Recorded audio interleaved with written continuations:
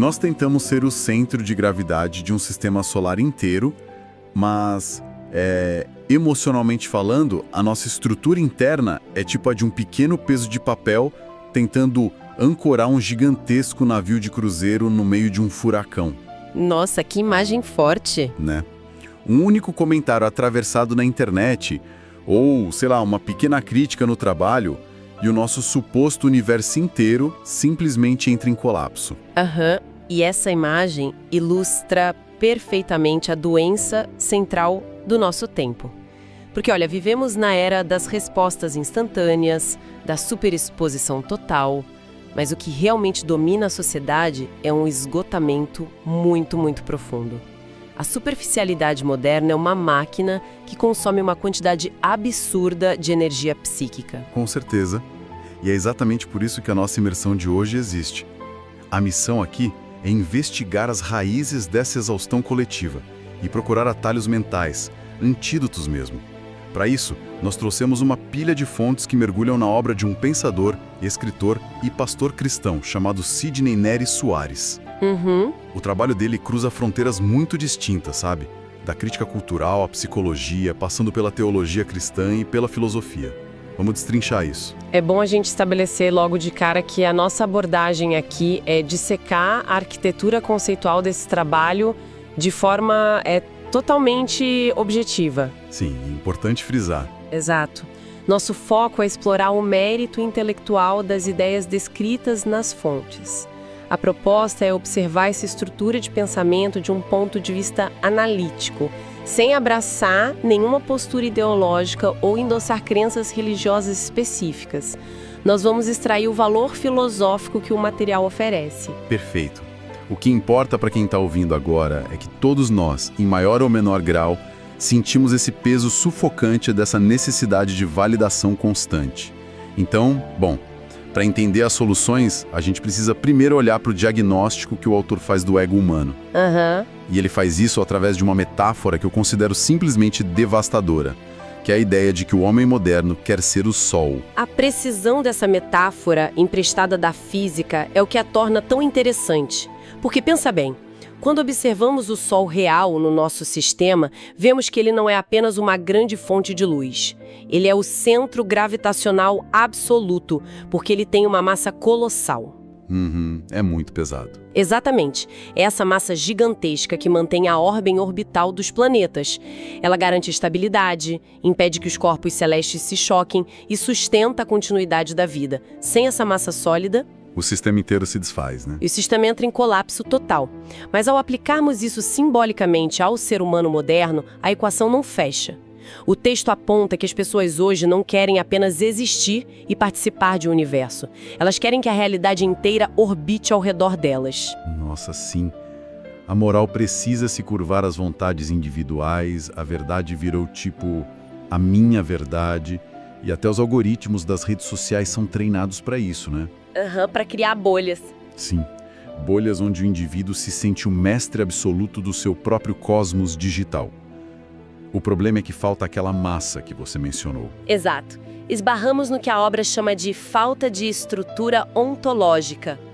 Ontologia, de forma simplificada, é o estudo do ser, da essência da existência. Tá. O diagnóstico é claro. Nós desejamos uma centralidade cósmica, mas não possuímos a massa existencial para sustentar isso. O Sol suporta o peso gravitacional porque a natureza dele foi feita para isso. O ego humano, por outro lado, ele se fragmenta ao tentar suportar tamanha pressão. O que nos leva de volta ao peso de papel e ao navio de cruzeiro. É uma proporção completamente insana. As fontes até listam vulnerabilidades do nosso cotidiano para provar esse ponto, tipo a percepção mais leve de rejeição ou até a falta de um like gera uma crise de ansiedade. É automático. O humor oscila de forma incontrolável. E aí eu te pergunto, se um centro não pode oscilar e nós oscilamos o tempo todo, como é que a mente humana lida com isso? A mente reage desenvolvendo o que o autor chama de fome gravitacional. Quando a exaltação extrema do eu vira a única regra, cria-se um buraco negro de necessidade. Um buraco negro? Sim, porque a pessoa precisa atrair constantemente atenção, concordância e admiração para não sentir o próprio vazio. O resultado mecânico disso, na nossa psicologia, é uma epidemia de narcisismo, uma dependência emocional crônica e um medo paralisante de ser irrelevante. De capotar. A realidade da pessoa se deforma completamente, sabe? E ao deformar a própria realidade, a visão sobre os outros também é corrompida. Isso é muito sério. Os outros seres humanos deixam de ter dignidade e passam a ser vistos de duas formas, ou como instrumentos úteis para validar o eu, ou como ameaças diretas a essa centralidade ilusória. Nossa, é muito verdade. Ou a pessoa me serve ou ela é minha inimiga. Exato. O que nos leva ao fenômeno da colisão gravitacional. Imagina milhões de sóis artificiais, milhões de egos hipertrofiados, tentando ocupar o centro absoluto do mesmo espaço no mesmo momento. É a definição de um engavetamento cósmico. Se ninguém aceita orbitar, se ninguém aceita ficar na periferia, simplesmente não existe sociedade possível. Wagner, a sangue é inevitável. Quando todos exigem ser os donos da verdade, os laços sociais se desintegram. E isso explica um dos maiores paradoxos contemporâneos. O individualismo levado ao extremo não produz seres supremos, produz uma solidão aterradora. Sim, a gente nunca teve tão conectado e tão sozinho. Sistemas só funcionam e permanecem harmoniosos quando existe um centro estável que transcende os próprios corpos que giram em torno dele. Faz todo sentido. Bom, entender o mecanismo dessa doença, digamos assim, é o primeiro passo. Mas a questão natural que surge é, como escapar desse ciclo que suga tanta energia? É aqui que as fontes começam a dissecar o método de trabalho de Sidney Neri Soares, mostrando como ele pensa uma saída. E o que chama atenção logo de cara é que ele vai totalmente na contramão da dispersão atual. Ele escolhe ferramentas muito densas. O método dele forma uma verdadeira arquitetura conceitual. Em vez de olhar para o problema por apenas uma fechadura, ele cruza áreas muito diferentes. Ele usa a teologia, a antropologia filosófica, a fenomenologia, os impactos da inteligência artificial e estudos profundos de linguagem. Opa, peraí, vamos pisar no freio por um instante. Termos como fenomenologia e antropologia filosófica soam muito pesados, quase como um dicionário acadêmico distante da nossa realidade. Sim, pode parecer. Porque assim, quando a gente está falando sobre a exaustão provocada por ficar rolando o feed do celular infinitamente, ou sobre o cansaço mental do dia a dia, como essas disciplinas entram na prática para ajudar no diagnóstico? É uma ótima pergunta. A fenomenologia, por exemplo, não estuda as coisas como elas são fisicamente, mas como elas aparecem e afetam a nossa consciência. Então, ao analisar o impacto de uma rede social... Não se olha apenas para o código do algoritmo, então. Exato. Não se olha só para o algoritmo em si. Olha-se para como a percepção do mundo de quem está do outro lado da tela é moldada e distorcida por essas interações. Já a antropologia filosófica busca responder à pergunta fundamental: o que nos faz humanos? Ah, entendi. Ao cruzar essas lentes, torna-se possível entender não apenas que as pessoas estão exaustas, mas como a estrutura da própria consciência humana está sendo bombardeada por exigências que não fomos projetados para suportar. Então é um esforço de entender não só o sintoma, mas a mecânica por trás de quem sente o sintoma. Tem um vídeo no YouTube que foi citado nas nossas fontes que faz um paralelo fascinante e honestamente bastante audacioso. O narrador compara a postura intelectual dele à de figuras como Sócrates, Platão e Tomás de Aquino. É uma comparação forte. É um peso histórico gigantesco de se carregar, né? Sim, mas a comparação não é feita no sentido de colocá-lo em um pedestal inquestionável. É mais para destacar a metodologia e a postura diante do conhecimento. A alusão a Sócrates, por exemplo, diz respeito à arte de fazer perguntas que desmontam certezas pré-fabricadas. Em vez de dar a resposta pronta. Exatamente, em vez de distribuir respostas mastigadas. A menção a Platão se refere ao rigor na investigação das ideias. Mas a conexão com o Tomás de Aquino é talvez a mais reveladora para os nossos dias. Porque o Tomás de Aquino foi o cara na Idade Média que uniu a razão de Aristóteles com a fé cristã, né? Mostrando que elas não precisavam ser inimigas. Isso mesmo. Ele propunha um diálogo rigoroso, onde a ciência, a razão e a espiritualidade conversavam sem que nenhuma se dissolvesse no fanatismo. E bom, em um mundo contemporâneo saturado de polarizações rápidas, a obra analisada recupera essa capacidade de distinguir, organizar e integrar saberes.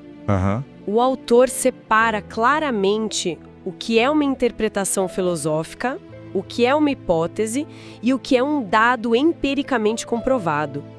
Ele evita misturar as gavetas do conhecimento de forma leviana, sabe? Nossa, o que exige uma coragem tremenda no cenário atual. As fontes até destacam um ponto bem doloroso da nossa época. A gente vive a era dos julgamentos rasos. Se a pessoa decide estudar a fundo, é logo rotulada como arrogante. Sim, o tempo todo. Se não estuda, é descartada como ignorante. Parece que a mediocridade nos treinou para desconfiar de qualquer pensamento que exija mais do que, 5 segundos de atenção em um vídeo curto. Como é possível manter a relevância intelectual diante dessa barreira de cinismo constante? O que consolida essa relevância, segundo os materiais que analisamos, é a coerência biográfica. Há uma união muito forte entre a experiência pastoral, de ouvir e tentar curar as angústias práticas e reais das pessoas comuns, e o trabalho de abstração filosófica do pensador. Não há oferta de atalhos mágicos ou resoluções instantâneas. A resposta a essa cultura da superficialidade não é gritar mais alto na sala lotada, mas sim devolver a densidade ao discurso, exigindo de quem lê um compromisso honesto com a própria reflexão. Compreendemos então a armadilha do ego inflando como um sol artificial e a necessidade de um pensamento profundo para perfurar essa bolha. O próximo passo lógico é a gente abrir a caixa de ferramentas que o autor desenvolveu. Vamos lá. As fontes detalham 3 formulações práticas e muito originais: a teologia do desejo, a teologia do limite e o judô linguístico. Começando pelo desejo, ele parece ser a raiz do problema todo, não é? Na leitura proposta, o desejo não é visto apenas como um impulso momentâneo, mas como o próprio eixo que estrutura a condição humana. É uma força motriz de extrema ambivalência. Se for bem orientado, o desejo nos impulsiona a criatividade, ao amadurecimento e à construção de sentido. Certo. No entanto, quando não é compreendido, ele atua como uma força de captura. O desejo descontrolado de poder, de reconhecimento ou de posse deforma a linguagem, manipula as relações e é fundamentalmente o combustível que tenta manter o fogo daquele sol artificial aceso a qualquer custo. E se o desejo é esse acelerador constante? A teologia do limite entra como o freio necessário. Mas vamos ser sinceros aqui. A palavra limite hoje tem um marketing terrível. Péssimo, ninguém quer ter limites.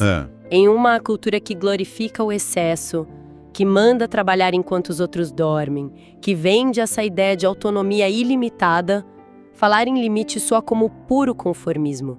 Parece um conselho antiquado para, desistir de ter ambição e aceitar uma vida pequena. Como as fontes argumentam que isso não é uma simples repressão vazia? É natural ter essa desconfiança inicial, mas a chave aqui é entender a função mecânica do limite. O limite não é uma cerca que aprisiona, mas um esqueleto que sustenta. A analogia biológica que as fontes trazem deixa isso cristalino. Qual analogia? Pensa numa célula que perde a informação genética sobre o próprio limite de crescimento e passa a se multiplicar infinitamente. Ela não se transforma em um superorganismo evoluído. Ela se transforma em um câncer. Nossa, pesado isso. Sim, o crescimento irrestrito destrói o próprio hospedeiro. Caramba, a estrutura de ordem é o que garante a própria continuidade da vida, então? Sem dúvida nenhuma. Reconhecer os próprios contornos e a própria finitude não é fraqueza. É um ato de profunda integridade. É o mecanismo de autopreservação que impede a criatura de tentar devorar o absoluto e acabar reduzida a cinzas no processo. Limites claros são os verdadeiros guardiões da sanidade e da consciência humana. Eu entendo perfeitamente a teoria, mas na prática, no meio daquele caos diário, como esses conceitos se aplicam? É aí que a gente chega na terceira ferramenta, o judô linguístico. Essa é fascinante. Pelas descrições, soa como habilidade de sobrevivência definitiva para a internet moderna ou para um ambiente corporativo tóxico. É a capacidade de confrontar ideias sem destruir as pessoas. Mas eu preciso de um exemplo visual disso. Como seria o judô linguístico na prática? Digamos, naquele clássico grupo de mensagens da família onde o clima sempre esquenta. Bom, vamos construir esse cenário. Alguém lança uma provocação genérica, afirmando com raiva: olha só, ninguém mais desta geração quer saber de esforço.